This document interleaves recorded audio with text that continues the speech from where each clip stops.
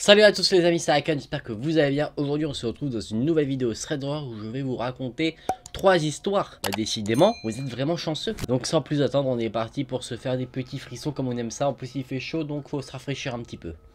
Dans cette première histoire, c'est Nathan qui nous raconte une histoire qui est arrivée à sa mère, Sonia, quand elle était plus jeune. Quand elle était plus jeune, du coup, elle cherchait l'amour. Pour le trouver, elle a fait des rencontres amoureuses un peu à l'aveugle. Un homme qu'elle devait rencontrer l'emmenait donc au restaurant. Il était très sympathique, mais elle n'avait pas forcément un plus grand feeling que ça avec lui. À la moitié du dîner, elle s'ennuyait quand même assez, donc elle réfléchissait à des excuses pour pouvoir partir plus tôt. Visiblement, c'est pas l'amour fou là. Apparemment, le serveur qui s'occupait d'eux, il avait totalement cramé qu'elle s'ennuyait. Et d'ailleurs, ça le faisait bien marrer. D'ailleurs, il lui souriait souvent et lui faisait des petits clins d'œil, en mode je te soutiens. Pendant que la personne avec qui elle dînait était aux toilettes, le serveur s'est rapproché de la mère de Nathan. Il lui a demandé si tout allait bien et elle lui a répondu qu'elle s'ennuyait, qu'elle était en rendez-vous amoureux mais qu'elle s'ennuyait totalement quoi, il n'y avait pas de feeling. Le serveur lui dit qu'il a bientôt fini son service et que si elle veut et qu'elle peut attendre 10 minutes, il la ramènera chez elle. La mère de Nathan y a réfléchi et au moment où elle allait dire oui, son date est revenu des toilettes. Elle a donc refusé poliment la proposition du serveur. Le dîner s'est terminé et le mec avec qui elle était en rendez-vous l'a ramenée chez elle. La nuit suivante, la mère de Nathan a appris une terrible nouvelle en regardant le journal télévisé. Le journaliste à la télévision disait qu'il y avait eu un meurtre derrière un restaurant. Une femme avait été retrouvée assassinée. Elle s'est rendue compte que c'était le même restaurant où elle avait fait son date et la police a attrapé le tueur. Le journaliste a donc diffusé la photo du tueur et c'était le serveur. Effectivement, la mère de Nathan a failli se faire tuer par ce serveur. Est-ce qu'on va arrêter d'aller au restaurant?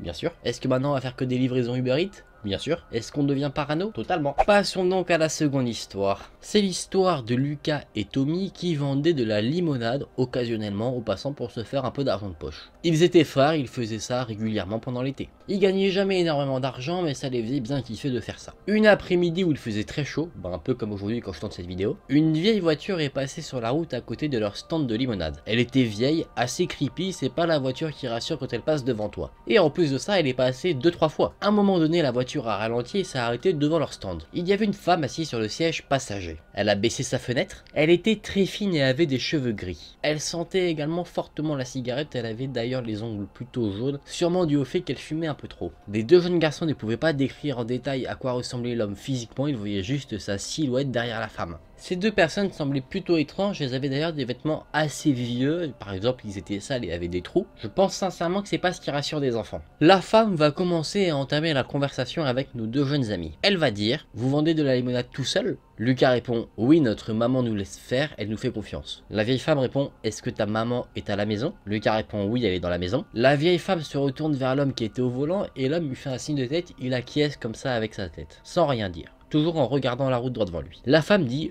d'accord, je vais vous prendre de la limonade. Pendant qu'il remplit le verre de limonade, Lucas dit que ça fera 25 cents. La femme sort son portefeuille, cherche de l'argent dedans. Lucas entend qu'il y a de la monnaie, des bruits de pièces, mais la femme lui donne un billet de 5 $. Lucas commence à avoir un petit frisson parce qu'il se dit: j'ai entendu qu'il y avait des pièces, pourquoi elle me donne un billet? Il se sent pas très à l'aise. Il dit donc à la femme: je n'ai pas de monnaie. La femme lui répond: ne t'en fais pas, tu peux garder la monnaie, viens prendre l'argent. Lucas se sent vraiment étrange vis-à-vis de ça. Il n'est pas du tout confiant, mais il se dit: 5 $ pour un enfant, c'est ouf. Lucas se dirige donc vers la voiture, il se saisit du billet de 5 $, et là, au moment où il pose ses doigts sur les billets, la femme se saisit de son poignet et essaye de le forcer à rentrer dans la voiture. Lucas crie de toutes ses forces, son frère Tommy court vers la maison pour aller chercher de l'aide, il crie à l'aide, à l'aide. L'homme qui était au volant appuie à fond sur l'accélérateur pour partir le plus rapidement possible. Il entraîne également Lucas qui se fait traîner du coup un petit peu par la voiture. À un moment donné, l'homme s'arrête, Lucas, en se débattant, arrive à se détacher de l'emprise de la femme. L'homme sort de la voiture mais Lucas était déjà en train de courir pour se mettre en sécurité. Tommy, le frère de Lucas, avait réussi à trouver de l'aide. La mère était sortie en courant de la maison. Elle a attrapé Lucas et l'a tenu près de lui pendant qu'il regardait la voiture qui était en train de s'enfuir. Lucas et Tommy ont raconté à leur mère ce qu'il s'est passé. Elle a ensuite appelé la police. Mais ces kidnappeurs n'ont jamais été retrouvés. Juste après avoir appelé la police, Lucas, Tommy et leur mère sont allés à leur stand de limonade pour ranger ce qu'ils avaient laissé là. Ils ont remarqué que le billet de 5 $ était encore là, sur le sol. Ils ont donc rangé leur leur stand et ont récupéré le billet et ils ont arrêté à partir de ce moment-là de vendre de la limonade. Et on comprend. La prochaine fois, tu mets carrément une vitre pour te protéger ou tu fais un paiement sans contact. Mais pour un enfant, c'est quand même très chaud. Dans l'histoire que j'ai, on ne dit pas l'âge qu'ils avaient, mais qu'ils étaient quand même assez jeunes. Donc forcément, ça doit être quelque chose de traumatisant et ça se passe tellement rapidement que t'as pas forcément le temps, je pense, de bien réagir. Et en plus, dans cette histoire, Lucas était un peu traîné sur quelques mètres par la voiture. Fort heureusement, la voiture n'allait pas à 60 km/h ou plus vite que ça quand il se faisait traîner. Donc on va dire il pouvait courir à côté sans se blesser, il a réussi à se débattre. Mais ça, c'est vraiment quelque chose de super dérangeant. C'est très creepy de s'en prendre avec des enfants comme ça. Dans cette dernière histoire, je vais vous présenter un récit qui a été raconté par un certain Dan. Il y a des années, l'oncle de Dan avait un crématorium. Dan y a travaillé en tant que saisonnier en job d'été, à temps partiel.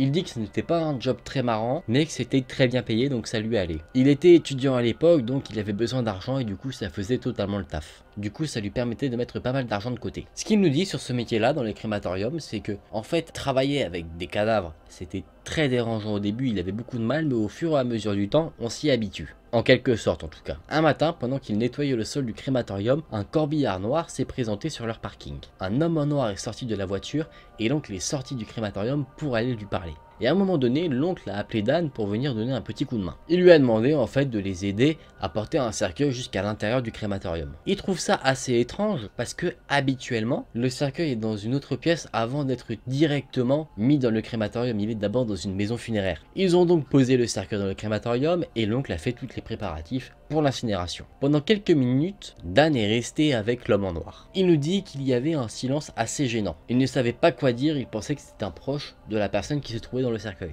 Après, cette personne-là n'avait pas l'air plus peiné que ça, donc Dan se dit que chacun réagit à sa manière, donc il ne pose pas forcément de questions. Quand l'incinérateur est prêt, l'oncle de Dan et Dan prennent le cercueil et le mettent sur une plaque en métal. Forcément, ils mettent le corps sur une autre plaque en métal. Ils ont dû ouvrir le cercueil, du coup, Dan a vu que la personne qui se trouvait dans le cercueil était un homme qui avait l'air d'avoir la trentaine. Habituellement, vu que maintenant Dan est un peu habitué à voir les cadavres, il sait que la peau des personnes qui sont décédées sont quand même assez pâles. Et là, étrangement, la peau de la personne est rose, comme si la personne était encore en vie. L'oncle a rentré la plaque de métal avec le corps dans l'incinérateur, il a appuyé sur le bouton pour activer l'incrémation, c'est-à-dire l'incinération du corps dans la machine. Une fois que le processus était lancé, tout le monde attendait. Ça prend généralement 1 heure à ce que l'ensemble du corps soit réduit en cendres et qu'ensuite Dan ait à récupérer les cendres pour ensuite les donner à la famille. L'oncle de Dan et l'homme en costume noir sont allés dans la pièce à côté, dans la maison funéraire, pour éventuellement, selon Dan, régler quelques formalités. Dan était donc seul dans la pièce où il y avait l'incinération du corps. Au bout de 10 minutes, Dan a entendu un bruit venant de l'incinérateur. Il entendait comme si quelqu'un tapait sur la porte de l'incinérateur de l'intérieur. Au début, il pense que c'est son imagination. Il réentend ce bruit-là, du coup il se dit que c'est peut-être le métal à l'intérieur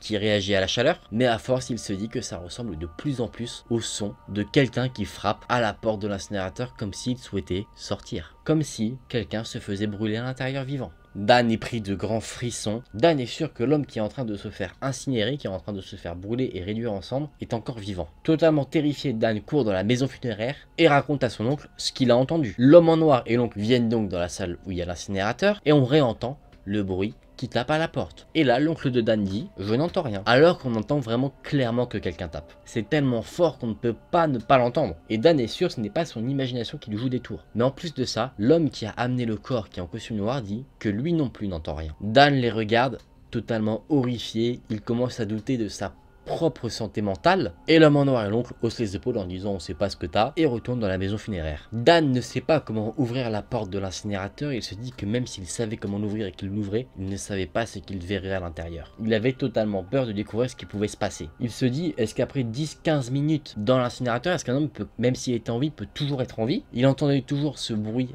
à la porte de l'incinérateur, mais qui devenait de plus en plus faible. Et au bout d'un moment, Dan n'entend plus que le craquement des flammes. 1 heure plus tard, l'oncle de Dan revient et éteint l'incinérateur. L'oncle de Dan et Dan collectent les cendres, les mettent dans une urne, la donne à l'homme en noir qui était venu avec le corps. L'homme en noir, étrangement, quand il récupère l'urne, il a un très grand sourire sur son visage. C'est vraiment très étrange. Il prend sa voiture et il s'en va. À la fin de cette journée, au moment de la fermeture, l'oncle de Dan approche Dan et lui donne une enveloppe remplie d'argent et lui dit qu'il ne devait dire à personne ce qu'il s'était passé ce jour-là. Gardez le silence sur cette journée. Ils n'en ont donc jamais reparlé et ensuite les affaires ont continué classiquement. Encore aujourd'hui, Dan fait des cauchemars sur ce qui s'est passé ce jour-là. Il entend toujours dans sa tête le bruit qui venait de l'incinérateur. Bon, est-ce qu'on vient d'avoir une histoire d'un mec qui s'est fait brûler vivant? Ça, je pense que c'est une de mes plus grandes peurs, moi personnellement, de me faire enterrer vivant, parce que tu te dis être 6 pieds sous terre alors que t'es encore vivant dans ton cercueil, c'est vachement chaud. C'est horrible, parce que tu mélanges claustrophobie, peur du noir, vraiment plein de peurs, c'est...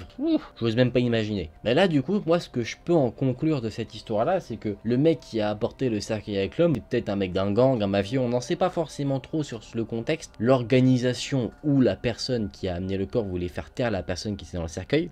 Et du coup, bah pour eux, la meilleure moyen, c'était de le faire incinérer. Bon, les amis, je vous ramène en sécurité avec moi, là où personne ne peut vous toucher. Bon les amis, j'espère que ces histoires vous auront plu, qu'elles vous auront donné quelques petits frissons. Moi, en tout cas, c'est le cas. Je trouve ça vraiment très creepy et j'adore partager justement tout ça avec vous. Si vous avez aimé la vidéo, bah n'hésitez pas à la liker et à vous abonner à la chaîne. Nous, on se retrouve très vite dans une prochaine vidéo. Salut!